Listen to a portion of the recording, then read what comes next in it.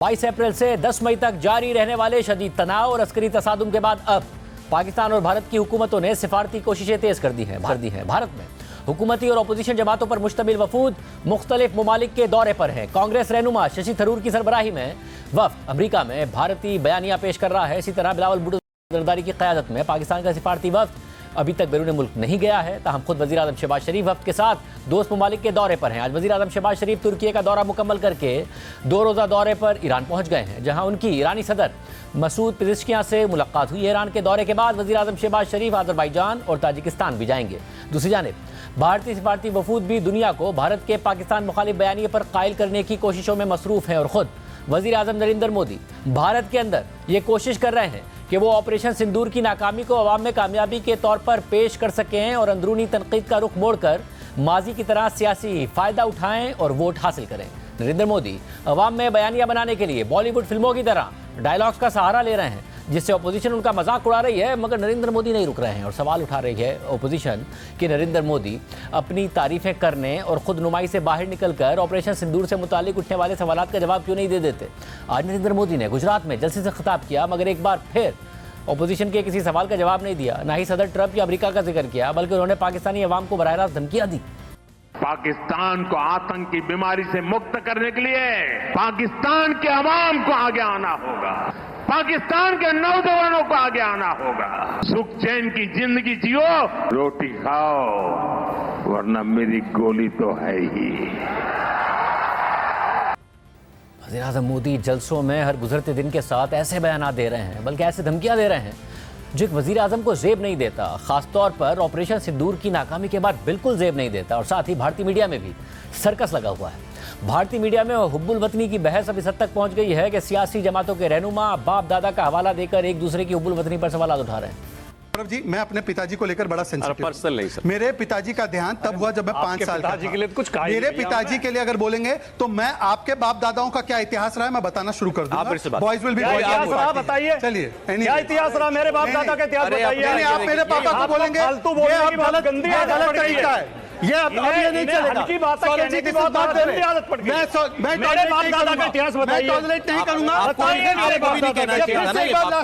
मैंने इनका बाप कहा फिर से कर रहे हैं आपने इनके बीजेपी के प्रवक्ता ने ऑन उसमें बोला था, ऑन एयर कि मोदी देश का बाप है। बीजेपी के प्रवक्ता ने बोला था। उन्होंने पहले मेरे बाप दादा का इतिहास बताइए। मेरे परदादा 1857 में शहीद हुए, मेरे दादा 1942 में जेल में रहे, 99 में मेरे भाई लड़ रहे थे कारगिल में। रोज मिलता है। सिर्फ यही नहीं, भारत में इंतहा पसंद सोच रखने वाले सहाफ़ी और रिपोर्टर्स बॉलीवुड अदाकारों के पीछे पड़े हुए हैं और उनकी हुब्बुल वतनी पर सवालात उठा रहे हैं, तनकीद कर रहे हैं कि पहलगाम वाक़या और ऑपरेशन सिंदूर के हवाले से बॉलीवुड सेलिब्रिटीज़ का रवैया ऐसा नहीं था जैसा एक हुब्बुल वतन भारतीय शहरी का होना चाहिए था। और अब इस दबाव से बॉलीवुड सेलिब्रिटीज़ भी तंग आ रहे हैं। सर, बॉलीवुड ने बहुत कुछ बोला है। आप बार बार आप लोग जब बॉलीवुड ने नहीं बोला बोलते गलत बोला।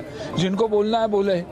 भारतीय मीडिया की इस हरकतों से बॉलीवुड सुपरस्टार आमिर खान भी महफूज नहीं है। हालिया तनाज़े में जब तुर्की ने पाकिस्तान की हिमायत की तो भारत में तुर्की के बॉयकॉट मुहिम शुरू हो गई और बात यहाँ तक चली गई है कि जो कभी तुर्की गया या जिसने कभी वहाँ तालीम हासिल की या जिसने माजी में ही सही तुर्की में फिल्म बनाई, उसकी हुब्बुल वतनी पर सवाल उठाया जा रहा है। रिपब्लिक टीवी के एंकर पर्सन अर्नब गोस्वामी ने आमिर खान पर सवाल उठा दिया कि उन्होंने क्यों 2022 में तुर्की में फिल्म बनाई। हालांकि बॉलीवुड में मुतादिद फिल्में तुर्की में बनी हैं। आमिर खान पर तुर्क सदर एर्दोगान और उनकी अहलिया से माजी में मिलने पर सवाल उठाए जा रहे हैं। हालांकि खुद वज़ीर आज़म मोदी गुज़िश्ता 10 बरसों में मुतादिद दफ़ा सदर एर्दोगान से मिल चुके हैं, मगर अर्नब गोस्वामी आमिर खान की हुब्बुल वतनी पर सवाल उठा रहे हैं। वज़ीर आज़म मोदी को सबसे बड़ा हुब्बुल वतन कहते हैं वो।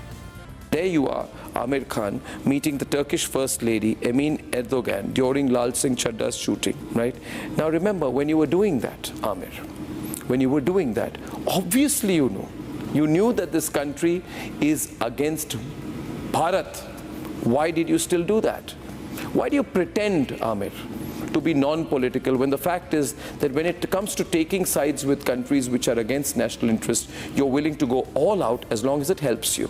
Now, Lal Singh Chadda was a flop, and I think one of the reasons it was a flop is because you shot it in Turkey, if that is the case.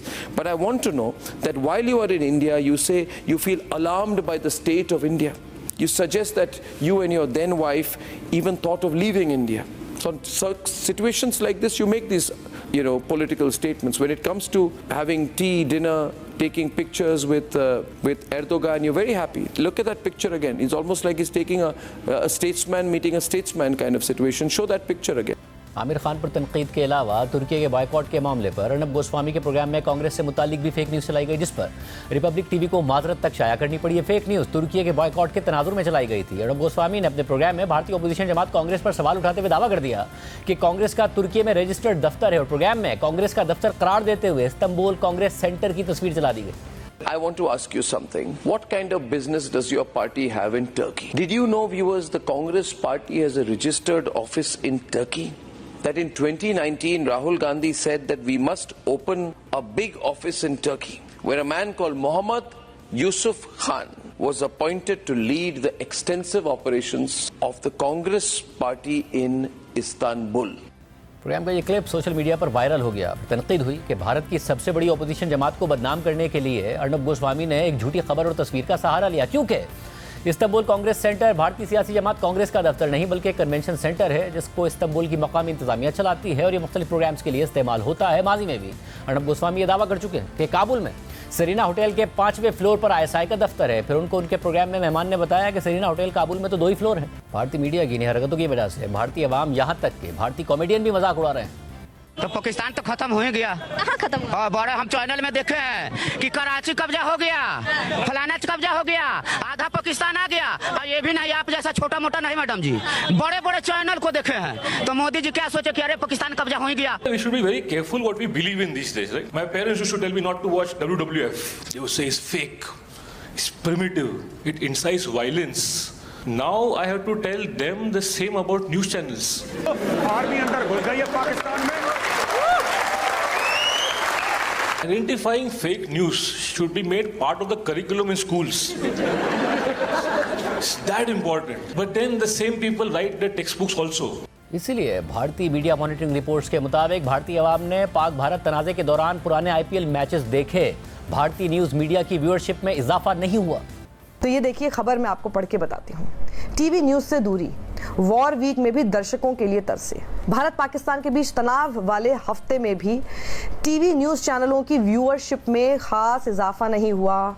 BARC India के ताज़ा आंकड़ों के मुताबिक 7 से 8 मई को operation सिंदूर के बाद भी देश की बड़ी आबादी IPL से जुड़ी रही। सोचिए वो लोग IPL देखने में ज्यादा मशरूफ थे। 8 मई को IPL का धर्मशाला में चल रहा मैच भारत पाक सैन्य संघर्ष के कारण बीच में ही रोकना पड़ा।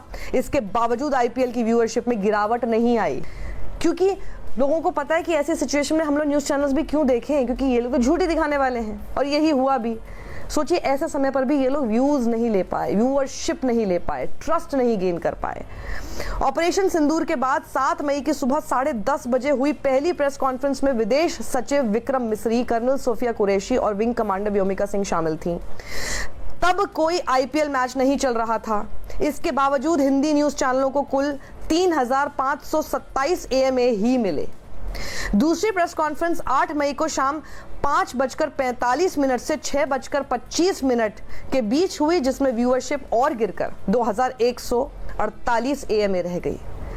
अब आप सोचिए कि हिंदी न्यूज चैनलों से 2 गुने दर्शक तो IPL के पुराने मैच देख रहे थे। जब IPL रद्द हो गया तो IPL की व्यूअरशिप क्यों नहीं गिरी और इन लोगों की व्यूअरशिप क्यों गिरती चली गई? सोचिए लोग IPL के पुराने जो मैच थे वो तक देखने चले गए, उसकी व्यूअरशिप दुगनी हो गई और इन लोगों को देखना पसंद नहीं किया, क्योंकि लोगों को यही लग रहा है ना, जब एंटरटेनमेंट ही देखना है, क्योंकि न्यूज के नाम पे तो एंटरटेनमेंट दिख रहा है, इससे अच्छा जाकर एंटरटेनमेंट ही देख लो। कम से कम जो एंटरटेनमेंट के तौर पर आपको दिख रहा है वो सच तो दिख रहा है। यहाँ तो सच सब कुछ झूठ है और ये साबित भी हुआ। और फिर बोल रहे हैं क्या हुआ, क्या हुआ, मतलब कि कुछ नहीं हुआ। तुम सिर्फ एक अव्वल दर्जे के मूर्ख लोग हो और सिर्फ हमारे देश का नाम मिट्टी में मिलाने के लिए लगे हुए हो। चलते चलिए, देखते चलिए। अगर बोलने लिखने पर इस तरह से FIR होती रहेगी, गिरफ्तारियां होती रहेंगी, तो आप अपनी आंखों का क्या करेंगे जिसका काम देखना ही है? जब सुनना ही नहीं है तो आप अपने कानों का क्या करेंगे जिसका काम सुनना ही है?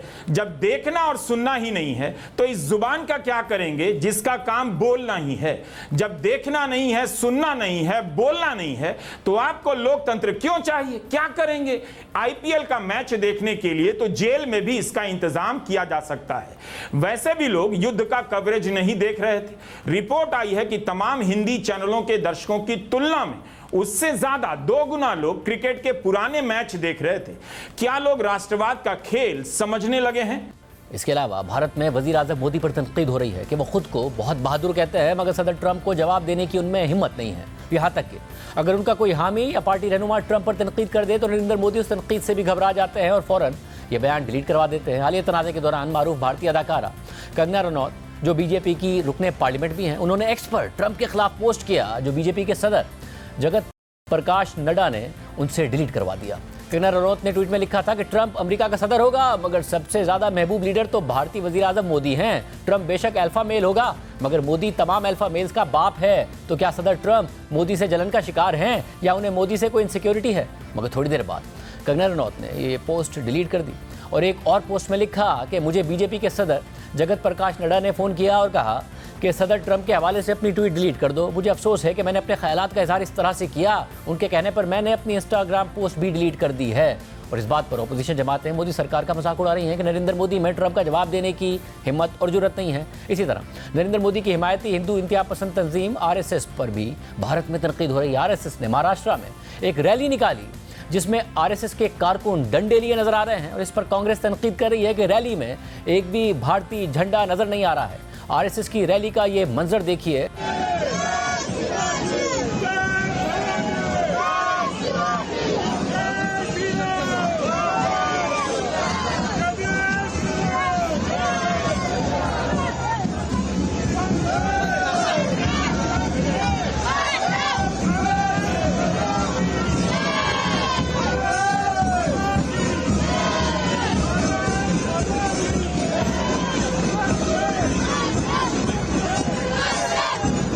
इसके अलावा भारत में तनकीद बढ़ रही है कि वज़ीर आज़म नरेंद्र मोदी ने अपने 11 साल इक़्तिदार में अमेरिका तक को भारत से दूर कर दिया है और अपने गलत इक़दाम और फैसलों से पाकिस्तान और चीन को मज़ीद करीब कर दिया है। इस वक्त भारतीय हुकूमत ने तमाम जमातों पर मुश्तमिल सिफारती वफूद दुनिया में भेजे हुए हैं। कांग्रेस रहनुमा शशि थरूर की क़यादत में वफ़द अमेरिका का दौरा कर रहा है। शशि थरूर जनवरी 2016 में होने वाला पठानकोट वाक़े और उसके बाद होने वाली तहकीकात में पाकिस्तान की शमूलियत का हवाला देते हुए बयानिया बना रहे हैं कि तहकीकात से कुछ हासिल नहीं होगा। But in 2015, in January, there was an attack on an Indian air base, a place called Pathankot. And our Prime Minister had just made a goodwill visit to Pakistan the previous month. On the 25th of December, he'd attended the birthday celebrations of then Pakistan Prime Minister Nawaz Sharif, whose granddaughter's wedding was on the same day. He'd given gifts. So when this happened, he was so astonished that he actually called the Pakistani Prime Minister and said, why don't you join the investigation? Let's solve who's doing this. And the Pakistani, you can imagine the horror of the Indian military establishment at this idea that Pakistani investigators are going to come to an Indian airbase, but they came and they went back to Pakistan and said, "Oh, the Indians did it to themselves." That was the last straw.